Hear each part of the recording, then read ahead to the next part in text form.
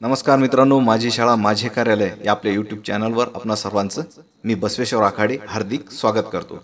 मित्रांनो बघा, 7वा वेतन आयोग आणि या 7व्या वेतन आयोगाची जी फरकाची हप्त्याची रक्कम आहे, ही रक्कम आपल्याला माहे फेब्रुवारी 2022च्या देयकात त्याची नोंद करावी लागणार आहे आणि या वेतन देयकामार्फत शालार्थामार्फत ते हप्ते आपल्याला मंजूर होणार आहेत. तर ही नोंद कशी करायची शालार्थमध्ये याबाबतची सविस्तर माहिती आपण या व्हिडिओमध्ये पाहणार आहोत. प्रत्येक मुद्दा महत्त्वाचा आहे, व्हिडिओ स्किप करू नका, एक मुद्दा समजून घ्या. मित्रांनो, ही माहिती पाहण्यापूर्वी आपण जर माझी शाळा माझे कार्यालय या यूट्यूब चॅनलवर जर नवीन असाल तर सबस्क्राईब करा व नोटिफिकेशनच्या बटनावर क्लिक करा, जेणेकरून प्रत्येक व्हिडिओचे नोटिफिकेशन तुम्हाला मिळेल. तर बघूया आता आपण ग्राफिकच्या माध्यमातून फरकाच्या हप्त्याची शालार्थमध्ये नोंद कशी घ्यायची. तर बघा मित्रांनो, ज्यावेळेस आपण शालार्थमध्ये लॉग इन होतो त्यावेळेस एक इंटरफेस त्या वेबसाईटचा असा आपणासमोर ओपन होतो. हे आपणा सर्वांना आता परिचित झाले आहे. तर मग आपण काय करायचं आहे सुरुवातीला, तर सुरुवातीला आपण बघा हा जो पे रोल आहे त्याचा पाथ पाहूया. आपण सुरुवातीला काय करायचं, आपण तर हा पेरोलमध्ये जायचं आहे. पेरोलमध्ये तुम्ही ज्यावेळेस जाल त्यानंतर आपल्याला employees eligibility for allowances and deduction या ठिकाणी तुम्हाला क्लिक करायचं आहे. हा पाथ लक्षात ठेवा आणि या पाथ ज्या पद्धतीने मी सांगत आहे त्या पद्धतीने तुम्ही तो फॉलो घ्यायचा आहे. ज्यावेळेस मित्रांनो तुम्ही या अलाउन्सेस अँड डिडक्शन मध्ये जाता त्यावेळेस त्या कर्मचाऱ्याचं नाव घ्यायचं, तिथे त्याच्या नावावर क्लिक करायचं. त्या नावावर क्लिक केल्यानंतर आपणासमोर अशी एक विंडो ओपन होईल. हे सुद्धा आपल्याला परिचित आहे की या ठिकाणाहून आपण अलाउन्सेस त्या कर्मचाऱ्याला लागू करतो आणि डिडक्शन सुद्धा लागू करतो. तर बघा, सर्वप्रथम आपण काय करायचं आहे, तर या ठिकाणी जो बेसिक एरियस आहे, ही जी या ठिकाणी आहे, या बेसिक एरियसला आपण त्या कर्मचाऱ्याच्या ॲक्टिव्ह करून घ्यायचा आहे. इथे बरोबरची टिक त्या ठिकाणी करून घ्यायची आहे. पहा, पहिली कृती काय करायची, तर बेसिक एरियसला आपण टिक करायचं आहे. आता जे कर्मचारी जीपीएफ धारक आहेत त्यांच्या बाबतीत आपण सर्वप्रथम पाहूया. जर कर्मचारी जीपीएफ धारक असतील तर या कर्मचाऱ्याच्या बाबतीत जीपीएफ एबीसी एरियस या विंडोमध्ये टिक करायची आणि जीपीएफ डी एरियस यामध्ये टिक करायची आहे. बघा, ही जीपीएफ डी ही चतुर्थ श्रेणी कर्मचाऱ्यांच्यासाठी आहे आणि इतर शिक्षक वगैरे मंडळीसाठी जीपीएफ एबीसी एरियस या विंडो आपल्याला या ठिकाणी टिक करायचं आहे आणि त्यानंतर आपल्याला सेव्ह बटनावर या ठिकाणी क्लिक करायचं आहे. बघा, सर्वप्रथम काय करायचं, बेसिक एरियर्स, त्यानंतर जीपीएफ धारकासाठी एबीसी आणि डी यावर टिक करून घ्यायची आहे.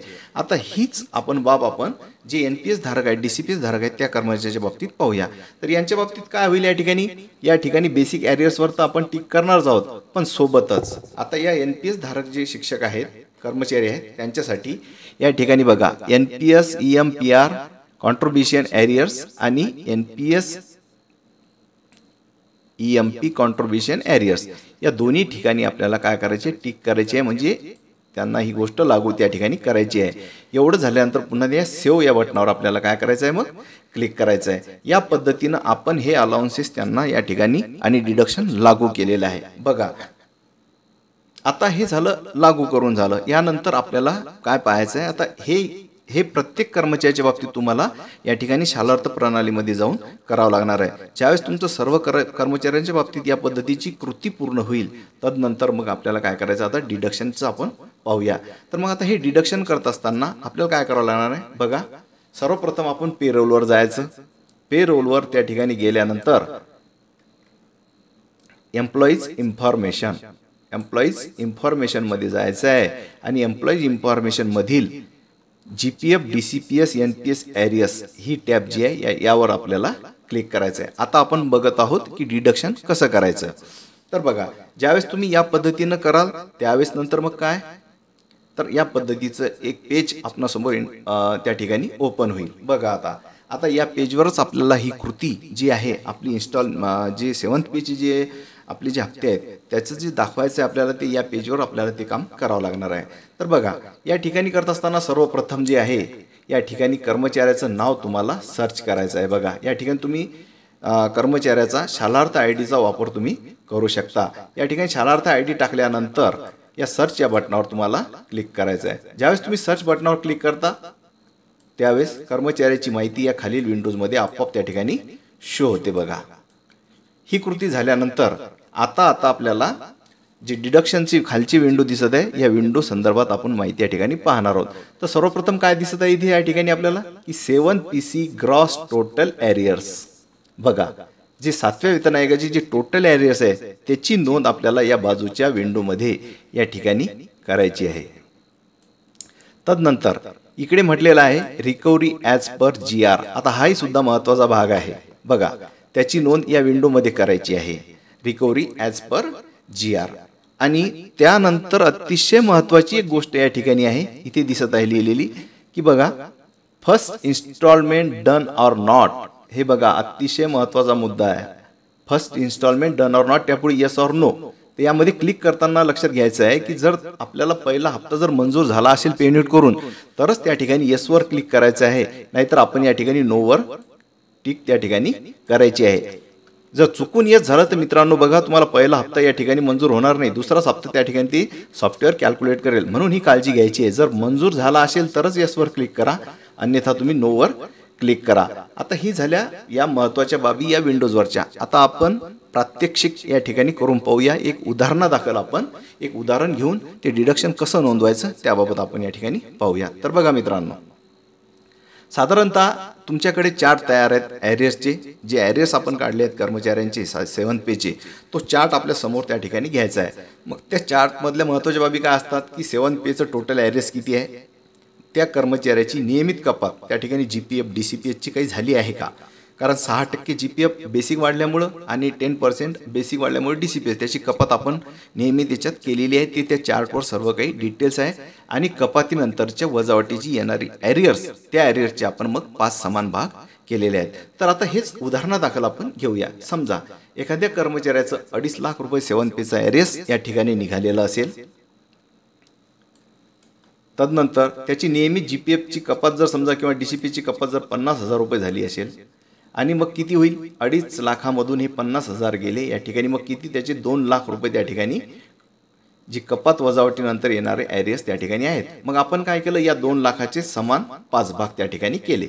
तर बघा या 2 लाखाचे 5 समान भाग किती होते, मग 40,000चा एक एक हप्ता या ठिकाणी या कर्मचाऱ्याचा झाला. या पद्धतीने आपण ते केलेलं आहे. ही माहिती हे आपण एक उदाहरण या ठिकाणी रकमा भरताना साठीच पाहत आहोत. मित्रांनो, ह्या रकमा भरत असताना जे ॲरियर्सचे चार्ट आहेत आपल्याकडे, त्या चार्टचाच वापर तुम्ही करायचा आहे. त्यावर हे पूर्ण आकडे तुम्ही काढून ठेवलेले आहेत. आता बघूया आता भरायचं कसं. पहिला मुद्दा काय आहे या ठिकाणी की 7 पे ग्रॉस ॲरियर्स. मग इथे किती येईल पहिल्या याच्यामध्ये, 2,50,000 की जे टोटल ॲरियर्स त्या कर्मचाऱ्याची निघाली असतील ती रक्कम तुम्ही या ठिकाणी भरायची आहे. बघा, तदनंतर जो मुद्दा आहे पुढील, रिकव्हरी ॲज पर GR, म्हणजे जी नियमित कपात एखाद्या कर्मचाऱ्याच्या बाबतीत शून्य सुद्धा असू शकते. ही DCPHच्या बाबतीतही शून्य असू शकते, आपल्या GPFच्या बाबतीत शून्य त्या ठिकाणी असू शकते. DCPHच्या बाबतीत मात्र काही ना काही कपात त्या ठिकाणी होणारच आहे. परंतु GPF धारकासाठी एखाद्या दिवशी शून्य असू शकते, त्यावेळेस तुम्ही शून्य भरायचं. परंतु या उदाहरणात आपण पाहिलेलं आहे इथे नियमित कपात ही 50,000 रुपये एवढी आलेली आहे. म्हणून रिकव्हरी ॲज पर GR या ठिकाणी आपण हा 50,000चा आकडा भरायचा आहे. हा आकडा तुम्ही भरल्यानंतर या ठिकाणी ऑटोमॅटिक त्याचे पुढील जे 5 हप्ते आहेत ते कॅल्क्युलेट त्या ठिकाणी होतात. बघा, या पद्धतीनं अगदी काळजीपूर्वक हा व्हिडिओ तुम्ही पहा. या पद्धतीनं तुम्ही माहिती त्या कर्मचाऱ्याची त्या ठिकाणी भरली की नंतर ही माहिती भरून झाल्यानंतर आपल्याला समोर एक हीच विंडो या ठिकाणी, तर इथे खाली जी आहे बघा, या ठिकाणी सदर कर्मचाऱ्याची 7व्या वेतन आयोगाची नमूद केलेली फरकाची रक्कम, रिकव्हरीची रक्कम नमूद केलेली आहे व ते सर्व बरोबर आहे. ही जबाबदारी मी तपासून घेतलेली आहे. या ठिकाणी जी छोटी विंडो दिसते यामध्ये सुद्धा आपल्याला टिक करायचं आहे. हे टिक केल्यानंतर या कर्मचारी इथे सेव्ह या बटनावर तुम्हाला काय करायचं आहे, क्लिक करून त्याचा डेटा या ठिकाणी सेव्ह करायचा आहे. या ठिकाणी टिक केल्यानंतरच ही माहिती सर्व त्या ठिकाणी सेव्ह होणार आहे. ही कृती आपल्याला प्रत्येक कर्मचाऱ्याच्या बाबतीत या ठिकाणी करायची आहे. जसं GPF धारकाचं तसंच DCPH धारकाची या ठिकाणी कृती तुम्हाला करायची आहे. बघा मित्रांनो, या पद्धतीनं अगदी सोप्या याच्यामध्ये मी तुम्हाला हे स्पष्ट करून दिलेलं आहे.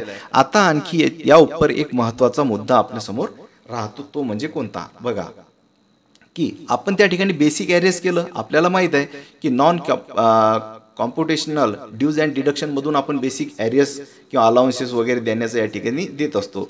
परंतु हे 7 पेच्या बाबतीत मात्र या ठिकाणी जायचं नाही. या ठिकाणी कोणतीच कृती आपण करायची नाही.